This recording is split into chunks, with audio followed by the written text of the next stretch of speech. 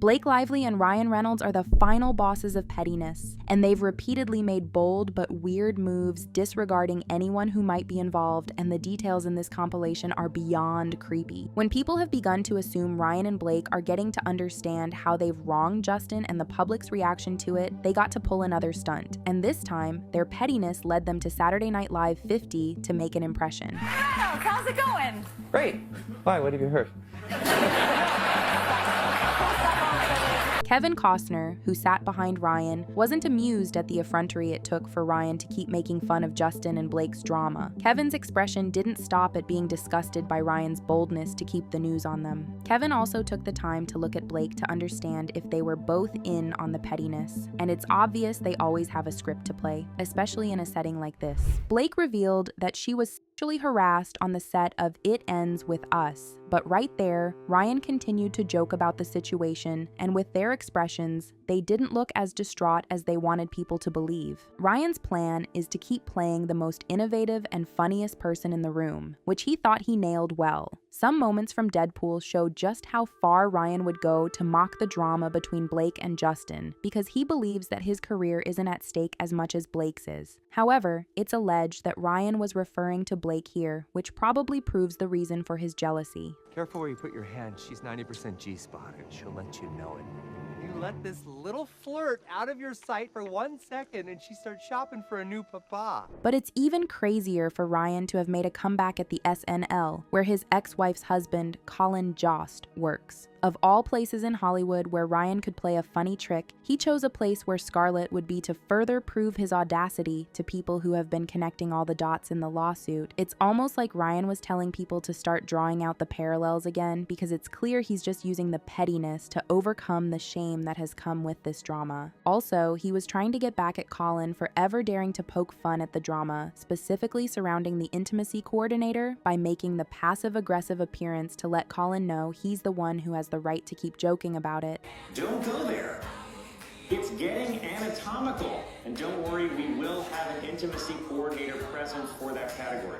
Scarlett also attended and even performed a skit while Blake and Ryan were in the audience. Being around Scarlett with the accusations of how Blake cheated with Ryan when he was married to Scarlett still flying around is an expensive audacity that only Ryan and Blake could afford. In another crazy situation, while Blake was advertising her alcoholic beverage line, Betty Buzz, she equated the model to an animal, and this wasn't just petty but disrespectful and insane. Because at Betty Buzz, we don't test on animals. We test on men.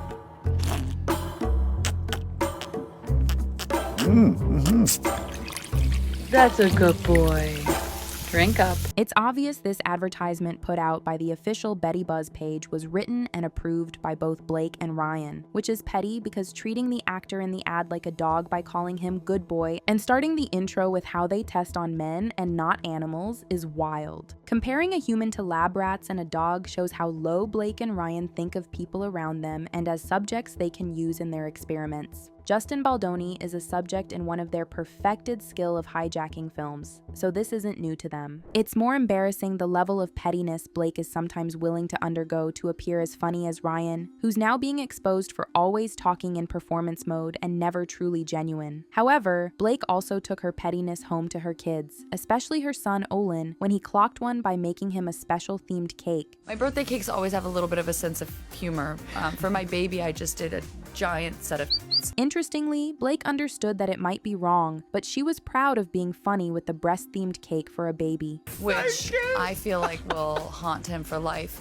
But what do they want at 1? Like, he can't declare what he wants. Yeah, So exactly. boobs. Then, she continued to go down the line of the degrading joke as you won't believe what she said next. I'll show you a picture after the Oh, I need to of the see cake, that. not Of of the mine. cake, of your Also boobs. amazing. In that short moment, Blake joked about her body by trying to turn it around from the cake and ensuring the interviewer, Zoe Ball, understands that hers is also amazing, just like the cake. And it's pretty shocking knowing she revealed how she was offended on set by Justin, whom she accused of making inappropriate comments about her body. At the same time, saying all of these things publicly without limitations is pretty insane. While this interview sounds cute and funny to many, others think it reveals further how self-centered she is. From Ryan mocking Justin with the nice pool character to planning annoying Easter eggs and going as far as allegedly asking his agency to choose between Justin and them, it's no longer news just how low they could go. Before working with Justin, they weren't close to him, and he had never offended them before, but they were still delighted to make him the scapegoat. Interestingly, Ryan confirmed how aggressive they were in manufacturing Nice Pool to ensure he gets dealt with in Deadpool, which was their plan for Justin's career. Do I love playing Nice Pool? He's just so manufactured and so nice that, by the time his head is just blown clean off of his body, you're breathing a slight sigh of relief. You'd notice how Ryan emphasized admirable qualities like it's a terrible thing to have, which shows that they don't like to make friends, except it's with someone who does the same evil stuff as themselves. It's like Ryan and I don't really have friends. Yeah. So... Makes sense, yeah. Yeah, I know. Our life sucks. Two unlikable people. Doing something like this just exposed how people are like pawns to them, and now you will see how Blake almost did the same thing to Penn. As soon as Blake saw that Penn was cast in Gossip Girl, she poisoned the whole cast about him because she was upset that Penn was hired. Blake didn't know Penn before then, but was more than happy to ruin his career, and she did precisely the same with Justin. It's wild how Blake enjoys just destroying people for the fun of it. The weird answer could be that Blake likes to insert her dominance on men like Penn and Justin to the point where she falls in love. The whole game is ridiculous, especially with how she went on to date Penn after attempting to destroy him on their first meeting. However, many people believe Blake is like this because she has lived a privileged life since she was a kid. She once appeared so proud to reveal her dad once bribed a choir director to put her in control and lead the music, even though other great singers were in the choir. My parents had paid the show choir director to put me in the choir because I can't sing or dance to save my life. But you were lead in that choir, huh? I went in there, I was like... Even as an adult, Blake still can't get over how much privilege she can access. I wore Britney Spears' dress the other night. I spent the morning with Baby Spice wearing my baby necklace that I've had since I was 10.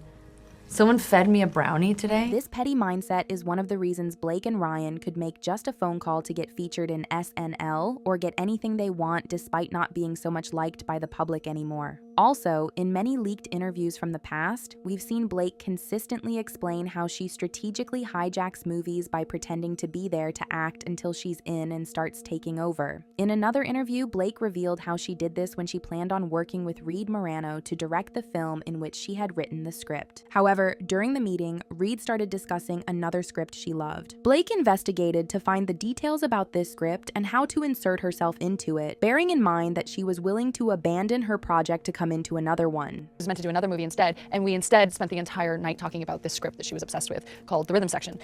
She wasn't hired as the director. I had never even heard of it. We both left the meeting wanting to make The Rhythm Section instead, but the problem was we weren't hired. Barbara Broccoli had no idea who either one of us were. This story is so petty once you realize Blake convinced Reed to make the film's producer, Barbara Broccoli, hire them because she's more interested when an idea is being sold to her than writing her original stuff. So then I became obsessed with finding this script, and I tracked it down, and she didn't tell me the name of the script. She didn't tell me it was called The Rhythm Section. She just described the story, she described the character, she said it was the producers of Bond, and I knew that that meant Barbara Broccoli. Blake revealed that she was obsessed with finding the story because she heard Barbara had good taste and wrote good movies. She even convinced Reed to leave the project she was working on so they could both make Barbara's film, The Rhythm Section. And I called Reed and I was like, listen, I know you're doing another movie and I'm supposed to be doing another movie.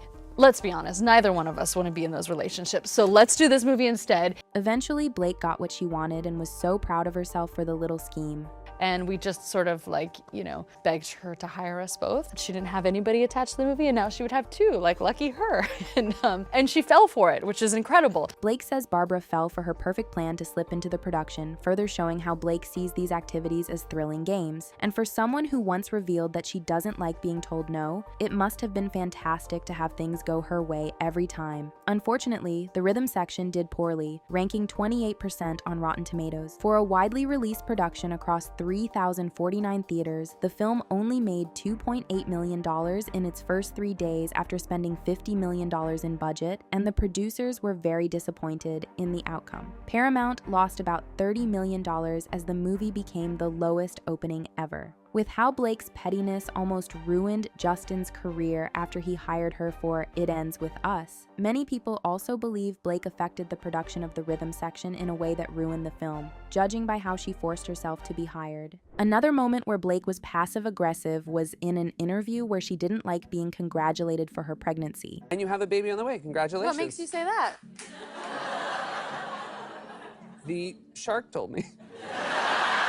You know you don't ever say that to a woman. Blake could have said thank you and moved on, but she enjoys playing with people until they think they've uttered the most awful thing, whereby she's the one who does that. This is similar to her resurfaced viral interview, where she congratulated the host on her bump. However, turning around to say this to another interviewer shows how petty Blake is depending on who she's dealing with. You can have my fourth child for me. Yes, You're hearing it live. She's the surrogate mother for me. Also in Deadpool, Ryan wasn't only petty and mocking and destroying Justin as he commented on Hugh Jackman's character Wolverine, saying he's usually shirtless, but he's let himself go since the divorce. Funnily enough, Wolverine has never been through a divorce in the films, making it clear that Ryan was referring to the actual divorce between Hugh Jackman and his ex-wife Deborah Lee Furness. It's also insane how Blake and Ryan knew about the other woman Hugh was seeing, but hid it from the wife and pretended to her face, knowing they didn't care about her feelings. In the Blazing lawsuit, Blake had gone even lower with her pettiness by initially asking Justin's lawyer to be gagged by the court to hide further evidence away from the public, and even went as far as to seek 2.5 years of phone records of Justin Baldoni, which goes even further than when they started having issues to prove a point despite having failed in many others she had tried to prove before.